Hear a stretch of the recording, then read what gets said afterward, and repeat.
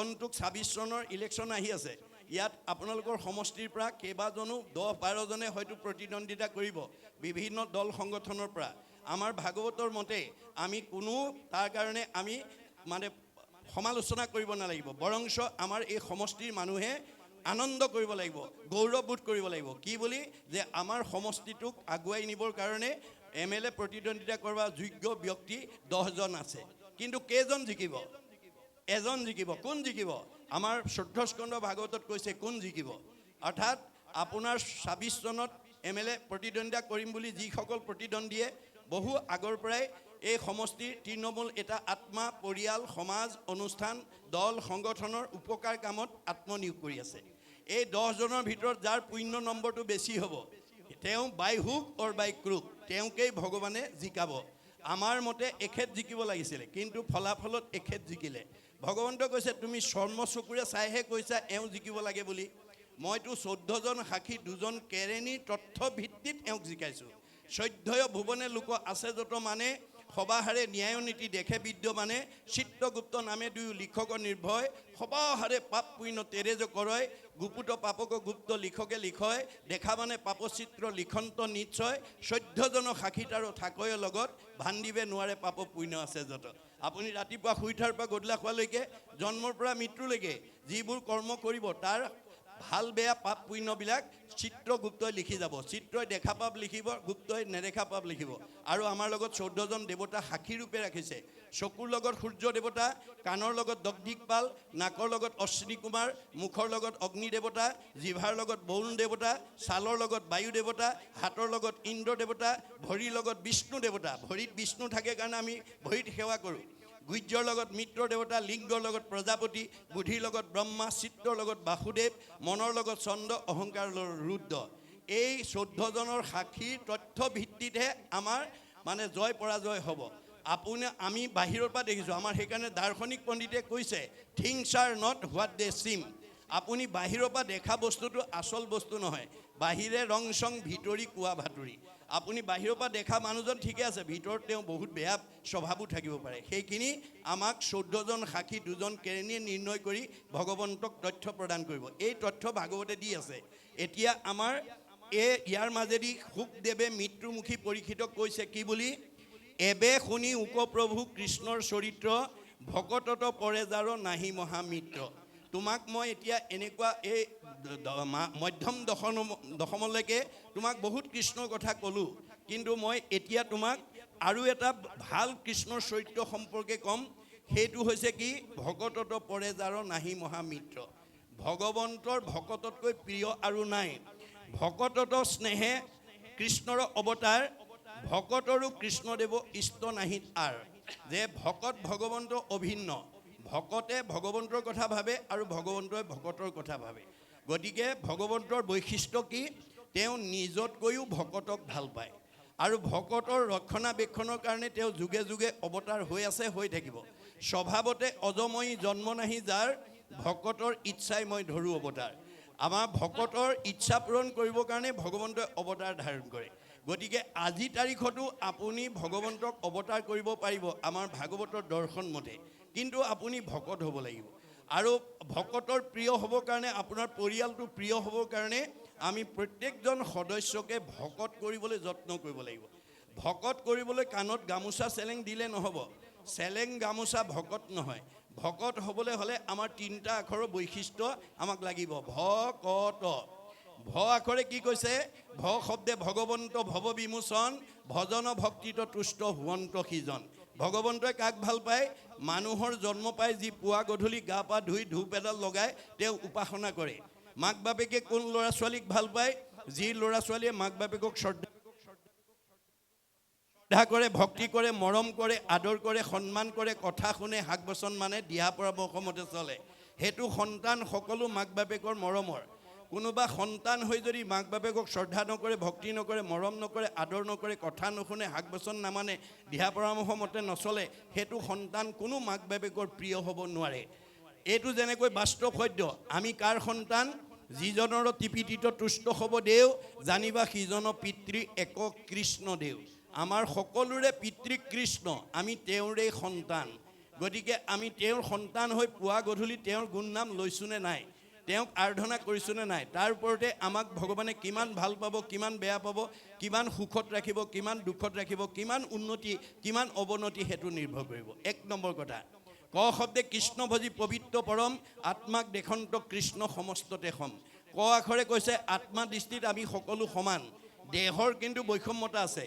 দেহৰ মতা আছে, মাইকী আছে, বগা আছে, ক'লা আছে, ওখ আছে, চপৰ আছে, শকত আছে, ক্ষীণ আছে, আপোন আছে, পৰ আছে, চুত আছে, বৰ আছে। এইবোৰ দেহৰ ধৰ্মহে, আত্মাৰ ধৰ্ম নহয়। গতিকে আমি দেহ ধৰ্ম এৰি আত্মা ধৰ্ম ল'ব লাগিব। ক আখৰে আমি সকলো একাত্মা বুলি কৈছে। আত্মাৰ দিশত আমাৰ কোনো মতা মাইকী, ডাঙৰ সৰু, ওখ চাপৰ, আপোন পৰ, চুত বৰ নাই। আত্মা কেনেকৈ আছে আমাৰ দেহত? ঋগ্বেদত কৈছে কেশাগ্ৰ শতভাগস্য শতাংশ চাৰিচাত্মক জীৱ সূক্ষ্ম অৰূপ অয়ং সংখ্যাতিটো হি চিৎকণ। আমাৰ দেহত ভগৱন্তৰ পৰম ব্ৰহ্মৰ অংশ কিমান পৰিমাণে আছে বুলি যদি কোনোবাই প্ৰশ্ন কৰে, তেতিয়া ঋগ্বেদক দোহাই দি ক'ব লাগিব, চুলিৰ আগ এডাল 10,000 ভাগ কৰি এভাগ ল'লে যিমান সূক্ষ্ম অণু হয়, সিমান সূক্ষ্ম অনুৰূপে গুৰি পৰুৱাত যিমান হাতীটোতো সিমান, বুঢ়া মানুহত যিমান কেঁচুৱা ল'ৰাটোতো সিমান। দেহৰহে কেঁচুৱা বুঢ়া আছে, দেহৰহে ডাঙৰ সৰু আছে, আত্মাৰ নাই। এই আত্মজ্ঞানটো যিদিনা, আধ্যাত্মিক জ্ঞানটো যিদিনাখন আমাৰ উপলব্ধি হ'ব, সেইদিনা আপুনি জীৱন্ত মুক্ত হ'ব। বিষ্ণুময় দেখে যিটো সমস্ত জগত, জীৱন্ততে মুক্ত সিটো অচিৰকালত।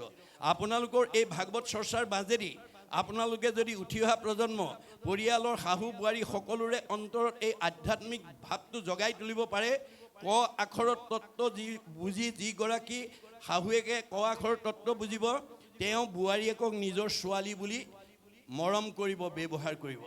আৰু যিজনী বোৱাৰীয়ে ক আখৰ তত্ত্ব বুজিব, তেওঁ শাহুৱেকক নিজৰ মাতৃজ্ঞান কৰি ভক্তিভাৱে কথা ক'ব। তেতিয়া আৰু সেইখন ঘৰত শাহু বোৱাৰীৰ মাজত মনোমালিন্য হ'ব নোৱাৰে, ককাই ভাইৰ মাজত মনোমালিন্য হ'ব নোৱাৰে, পৰিয়ালৰ মাজত মনোমালিন্য হ'ব নোৱাৰে। গতিকে এই আধ্যাত্মিক জ্ঞান যেতিয়ালৈকে নিদিম, তেতিয়ালৈকে পুথিগত ডিগ্ৰীয়ে আমাক প্ৰকৃত মানৱ সম্পদ গঢ়ি তুলিব নোৱাৰিব। যাৰ কাৰণে প্ৰাচাত্য শিক্ষাবিদে কৈছে, for all round development of student religious education is essential. যে আমি এটা ল'ৰাক পূৰ্ণাংগ ছাত্ৰ হিচাপে গঢ়ি তুলিবলৈ হ'লে বা মানৱ সম্পদ হিচাপে গঢ়ি তুলিবলৈ হ'লে পুথিগত জ্ঞানৰ লগত আধ্যাত্মিক আৰু ধৰ্মীয় শিক্ষা তাত যোগ দিবই লাগিব।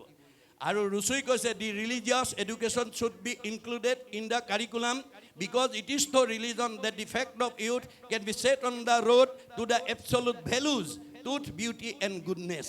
গতিকে আমি সত্য শিৱ সুন্দৰক আৰাধনা কৰিবলৈ হ'লে পুথিগত জ্ঞানৰ লগত আমি আধ্যাত্মিক জ্ঞান সংযোগ কৰিব লাগিব, ধৰ্ম জ্ঞান যোগ কৰিবই লাগিব।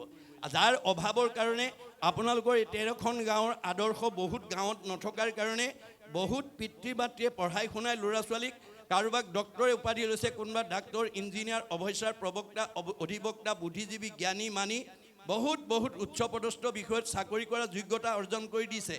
কিন্তু বেদৰ দৰ্শন, ভাগৱতৰ দৰ্শন নজনাৰ কাৰণে সেই পুত্ৰসকলে আজি আমাৰ সমাজলৈ কি আদৰ্শ এৰিছে? আনৰটো দূৰৰ কথা, জন্মগত বৃদ্ধ পিতৃ মাতৃক বৃদ্ধ বয়সত কেনেকৈ সেৱা কৰিব লাগে, শুশ্ৰূষা কৰিব লাগে, মৰম কৰিব লাগে, লালন কৰিব লাগে, পালন কৰিব লাগে, তাক নাজানি বৃদ্ধাশ্ৰমলৈ খেদি পঠিয়াইছে। আমাৰ দশম স্কন্ধ ভাগৱতত ভগৱন্ত শ্ৰীকৃষ্ণই পুৰকংশক বধ কৰি অন্ধকাৰ কাৰাগৰৰ পৰা পিতৃ মাতৃক বসুদেৱ দৈৱকীক উলিয়াই আনি দীঘল দি পৰি কৈছে, হে পিতৃ মাতৃ, তোমালোকে মোৰ কাৰণে জীৱনত বহুত কষ্ট পালা, মই মানৱ জীৱনৰ 100টা বছৰ তোমালোকৰ ঋণ পৰিশোধ কৰিব নোৱাৰোঁ। যিটো পিতৃ মাতৃ জন্মিলেক দেহ, পুখিলেক অনুদিন, শতেক বৎসৰে সিটো পুত্ৰে তাৰ খুজিবে নপাৰে ঋণ। যি পিতৃ মাতৃয়ে জন্ম দি আমাক এই বিশ্ব সংসাৰ দেখুৱালে, আমাৰ মানৱ জীৱনৰ 100টা বছৰত আমি সেই পিতৃ মাতৃৰ ঋণ পৰিশোধ কৰিব নোৱাৰোঁ। তেনেস্থলত ভাগৱতৰ দৰ্শন নজনাৰ কাৰণে পুত্ৰ হৈয়া যিটো পিতৃক নোপোষয়, দুৰ্জন আতি আবাতি, তাহাৰো মাংসক তাকে খুৱাবৈ জমৰ কিং কৰে কাটি। কোনোবা পুত্ৰই যদি বৃদ্ধ পিতৃ মাতৃক অৱজ্ঞা কৰে, অনীহা কৰে, অশ্ৰদ্ধা কৰে, তেওঁ ইমান দুখৰ দোষী হ'ব লাগিব, তাৰ মাংস কাটি কাটি জম কিং কৰে তাকেই খুৱাব। অকল সিমানেই নহয়, বৃদ্ধ পিতৃ মাতৃ গুৰু বন্ধুজন নোপোষে পিতৃ পুত্ৰক, নিশ্বাস কাৰণতে জীৱনতে থাকোঁতে জানিবা সিটো মৃতক। বৃদ্ধ পিতৃ মাতৃক অৱজ্ঞা কৰা সন্তান যদিও উশাহ নিশাহ লৈ জীয়াই আছে, সি জীয়াতে মৰা।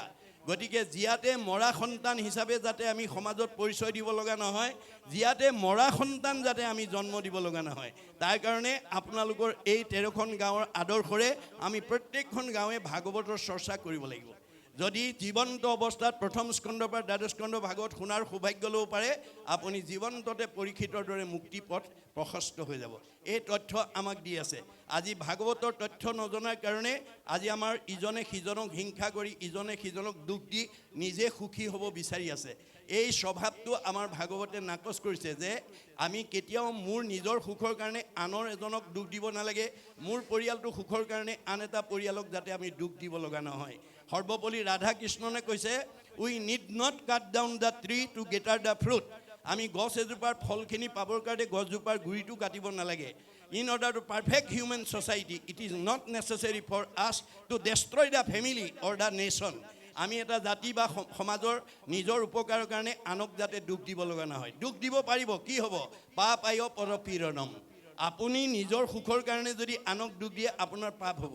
পাপ হোৱাৰ লগে লগে আপোনাৰ জীৱনলৈ দুখ দুৰ্গতি নামি আহিব, আয়ুস কাটি দিব। 100 বছৰ ভোগ কৰিবলৈ নাপায়।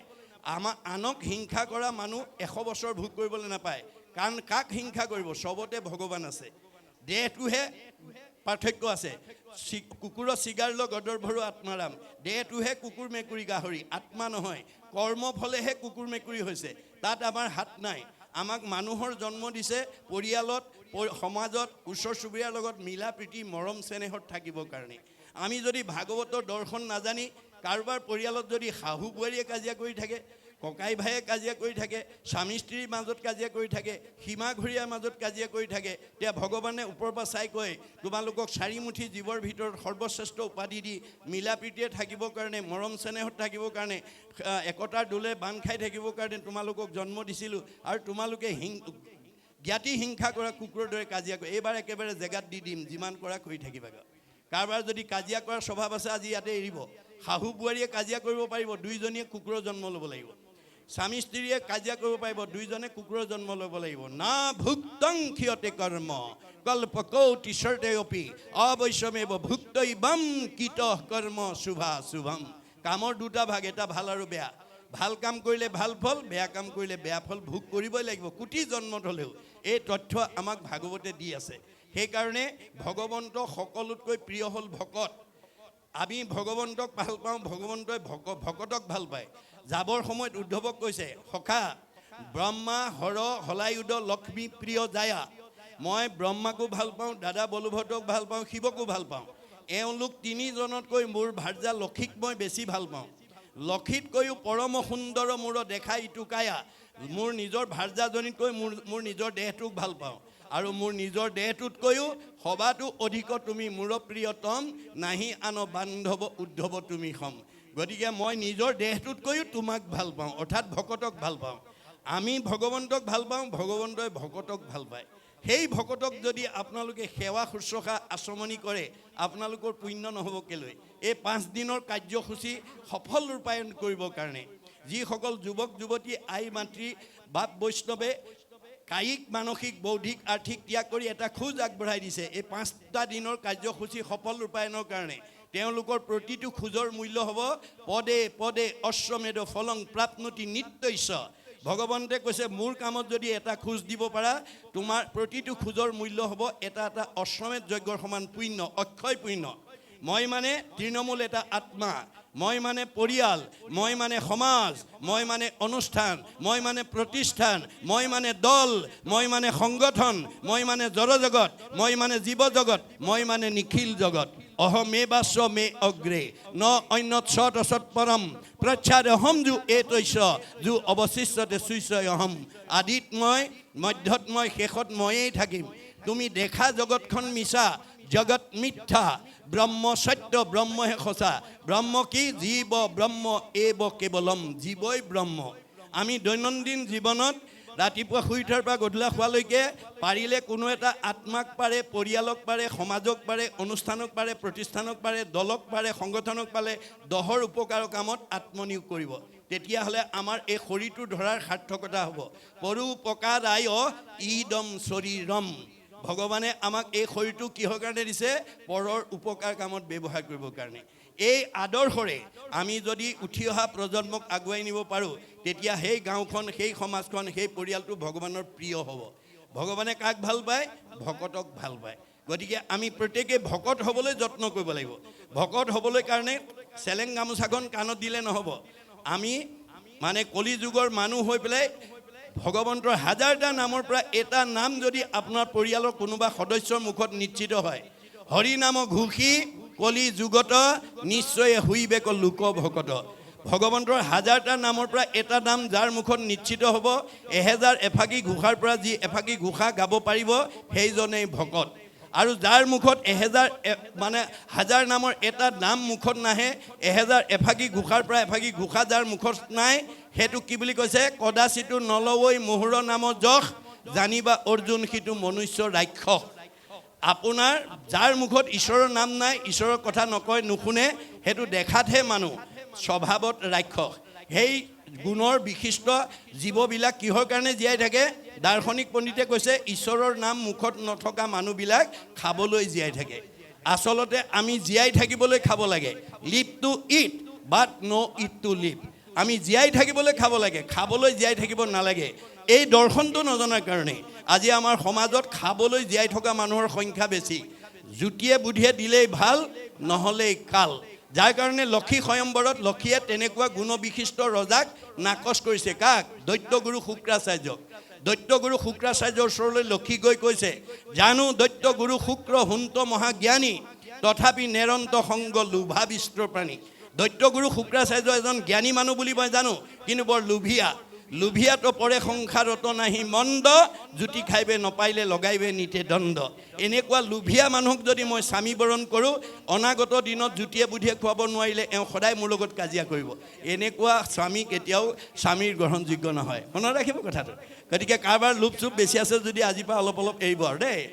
আমাৰ মানে পৰশুৰামৰ ওচৰলৈ গৈ গৈছে, আচন্ত পৰশুৰাম হুন্ত ধৰ্মমতী, একোৱে প্ৰাণীত টান নাহি মিত্ৰৱতী। পৰশুৰাম এজন ধাৰ্মিক মানুহ হয়, কিন্তু কাৰো প্ৰতি মৰম নাই। ইহাংক বৰিলে মূৰ নৰৈব অৱস্থা, নিৰ্দয় পুৰুষে নুবুজয় দুখ বেথা। যে এনেকুৱা মৰম নাইকিয়া স্বামীক যদি মই স্বামী বৰণ কৰোঁ, ভৱিষ্যতে মোৰ কিবা দুখ কষ্টৰ কথা, ভাৰ্যাৰ দুখ কষ্টৰ কথা মৰম নাইকিয়া স্বামীয়ে উপলব্ধি কৰিব নোৱাৰিব। কিন্তু এওঁ কেতিয়াও মোৰ স্বামীৰ উপযোগী হ'ব নোৱাৰে। গতিকে কাৰোবাৰ মৰম কমি আছে যদি আজিৰ পৰা অলপ বঢ়াব দেই, কাৰণ মৰম নাইকিয়া স্বামীক ভাৰ্যাই কেতিয়াও ভাল নাপায়। গতিকে ভাৰ্যাৰ প্ৰিয় হ'বলৈ হ'লে স্বামীৰ মৰম থাকিবই লাগিব। এনেধৰণে মানে দুৰ্বাসাক খঙাল কাৰণে নাকচ কৰিছে, আৰু মানে বিধাতা ব্ৰহ্মাক অতি কামুক কাৰণে নাকচ কৰিছে, আৰু ইন্দ্ৰক অতি ভয়াতুৰ কাৰণে নাকচ কৰিছে, 4 সিদ্ধক ব্ৰহ্মজ্ঞানী আসক্ত শূন্য কাৰণে নাকচ কৰিছে। এনেকৈ বেয়া গুণবিলাক নাকচ কৰি কৰি অৱশেষত মানে বিষ্ণু স্বৰূপ বৰক মাল্য প্ৰদান কৰিছে। এই তথ্য আমাক ভাগৱতে দি আছে।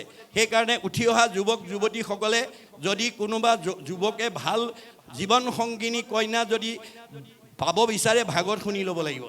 আৰু উঠি অহা গাভৰু ছোৱালীবিলাকে যদি ভাল স্বামী জীৱন সংগিনী হিচাপে পাবলৈ বিচাৰে, ভাগৱত শুনিব লাগিব। ভাগৱতৰ বিনা জীৱনশৈলীৰ পথ আমি কোনেও মানে আৱিষ্কাৰ কৰিব নোৱাৰিম। গতিকে ভাগৱতত আমাৰ সকলো জীৱনশৈলী, জীৱন পদ্ধতি, নিয়মবিলাক দিয়া আছে। সেইকাৰণে মই এই আপাহতে আহ্বান জনাইছোঁ। আৰু তাৰপিছত কৈছে, আছিলন্ত শান্ত এক দ্বিজ মহাজন, কৃষ্ণৰো পৰম প্ৰিয় ভকত শোভন। সেই মিথিলা নগৰত এজন বিপ্ৰ আছিল, জিঢ় আছিল, ব্ৰাহ্মণ আছিল। তেওঁ কি বুলি কৈছে যে তেওঁ মহাজন, তেওঁ এজন শান্ত প্ৰকৃতিৰ মানুহ, আৰু তেওঁ মানে কৃষ্ণৰো পৰম প্ৰিয় ভকত শোভন। আপুনি যদি ঈশ্বৰৰ প্ৰিয় হ'ব পাৰে, আপোনাৰ চেহেৰা ভাল হ'বই, আপোনাৰ মন আনন্দত থাকিবই, আপোনাৰ পৰমায়ুস বাঢ়িবই। মনত ৰাখিব কথাটো। আপুনি ঈশ্বৰৰ প্ৰিয় হ'ব লাগিব। আৰু ঈশ্বৰৰ প্ৰিয় হ'বলৈ হ'লে আমি কি কৰিব লাগিব? যিটো নাম লয় হৰি তাৰ হয়, ই কোনো ৰহস্য বৰে। আপুনি ঈশ্বৰৰ প্ৰিয় হ'বলৈ হ'লে ঈশ্বৰক আপোনাৰ ঘৰত ৰাখিব লাগিব। ঘৰ দুখন, এখন আমাৰ এই মনুষ্য দেহটোকো ঘৰ বুলি উদ্ধৱক চিনাকি কৰি দিছে। মোহৰ সেৱাৰ যোগ্য মনুষ্য শৰীৰ, ইহাকে বুলিয়ক গৃহ জানা মহাবীৰ। এইখন এখন ঘৰ। প্ৰথম আপুনি এইখন ঘৰত কৃষ্ণক ৰাখিবলৈ হ'লে কৃষ্ণৰ নাম ল'ব লাগিব। যেই নাম সেই হৰি, জানা নিষ্ঠ কৰি নামৰ সংগ নচাৰন্ত হৰি। আপোনাৰ লগত কৃষ্ণ চৈতন্য হৈ আছে নে জড় হৈ আছে আপুনি ভাগৱত শুনিলে বুজি পাব। যাৰ কৃষ্ণ চবতে আছে কিন্তু কাৰোবাৰ ঘৰত জড় হৈ আছে আৰু জ্বৰৰ অৱস্থাত থকাসকল জীয়াতে মৰা বুলি কৈছে। সেইকাৰণে কপিলে মাকক কৈছে, মা তুমি জীয়া মানুহ দৰে থাকিবলৈ চেষ্টা কৰিবা। মাকে কৈছে, বোপাই মৰা মানুহ আছে নেকি? মা মৰা মানুহৰ সংখ্যাই পৰিয়ালত সমাজত পৰিৱেশত বেছি। কোনবিলাক মৰা মানুহ? সাধুৰ সংগে কৃষ্ণ কথা নুশুনে যি নৰ, জীৱন্ততে মৰা সিটো অধম পামৰ। আজিৰ দৰে সাধুৰ সংগত আহি মনত আনন্দ লগা কথা যি নুশুনে সি মনত বেয়া লগা কথাই শুনিব লাগিব। গতিকে ভগৱন্তৰ সৃষ্টিত দুটা, এটা ভাল এটা বেয়া, এটা দিন এটা ৰাতি, এটা পোহৰ এটা আন্ধাৰ, এটা ভক্তি এটা মায়া, তপ্তু বতুম দুটাৰ ভিতৰতে আমাৰ জীৱক লৈ আনন্দ কৰি আছে। গতিকে আজিৰ দৰে মন ভাল লগা কথা শুনিবলৈ যি নাহে সি মন বেয়া লগা কথাই শুনিব লাগিব। যাৰ মনটো বেয়া লাগি থাকে সি জীয়াতে মৰা। গতিকে জীয়াতে মৰা যাতে আমি হওঁ। তেতিয়া মাকে ক'লে, বোপাই জীয়া মানুহ হ'বলৈ কি কৰিব লাগিব? মা মোৰ শুনিৰ মল কথা কহন্ত শুনন্ত। মোৰ শুনিমল কথা যদি জানা পৰিয়ালক ক'বা, জীয়াৰী বোৱাৰীক ক'বা, ওচৰ চুবুৰীয়াক ক'বা, বন্ধু বান্ধৱক ক'বা। আৰু যদি নাজানা কাণ পাতি শুনিবা। শ্ৰোতা নহ'লে মা তুমি কোনোদিন জীৱনত বক্তা হ'ব নোৱাৰিবা। আনৰ ভাল কথা শুনাৰ যাৰ ধৈৰ্য নাই সি আনক ভাল কথা কোৱাৰ যোগ্যতা অৰ্জন কৰিব নোৱাৰে। মুত বিনে চিত্ত আন দেৱত নেদন্ত। মা মুত বিনে আন দেৱতাত মনোযোগ নিদিবা। কিয়? ব্ৰহ্মা আদি কৰি জীৱ যত ৰাম ৰাম ৰাম ৰাম ৰাম মায়া সজ্জা মাজে আশ্ৰয় ঘুমতি যায়। আপুনি মইনো কোন?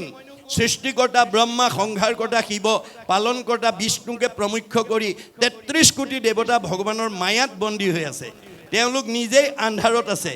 আন্ধাৰত থকা দেৱতাৰ আশ্ৰয় ল'লে কোনোবাই পোহৰ পাব নেকি? আন্ধাৰত বহি থকা মানুহ এজনৰ কাষত বহিলে কোনোবাই পোহৰ পাব নেকি? নাপায়। ক'ত বহিব লাগিব? যে মাং প্ৰপদন্তে মায়া মেতাম তৰন্তিতে। মই পোহৰ, মই শাশ্বত, মই সনাতন, মই ব্ৰহ্ম। মোৰ কাষত যেতিয়ালৈকে আশ্ৰয় নল'বা তেতিয়ালৈকে মোৰ সৃষ্ট অজ্ঞান আন্ধাৰ দুখ কষ্টতে তুমি ভোগ কৰি থাকিব লাগিব।